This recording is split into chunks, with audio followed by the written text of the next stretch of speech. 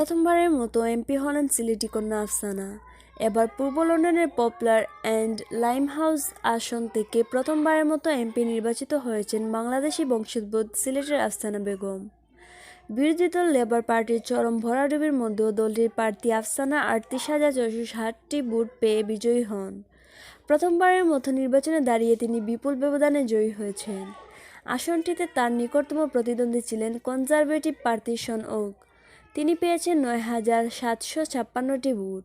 তার বিজয়ের মধ্য দিয়ে যুক্তরাজ্যের পার্লামেন্টে বাংলাদেশি বংশোদ্ভূত এমপির সংখ্যা বেড়ে হল ৪ জন। পপুলার অ্যান্ড লাইমহাউস পূর্ব লন্ডনের বাংলাদেশি অধ্যুষিত টাওয়ার হ্যামলেটস এলাকার আসন। এটি লেবার দলের নিরাপদ আসন হিসেবে পরিচিত।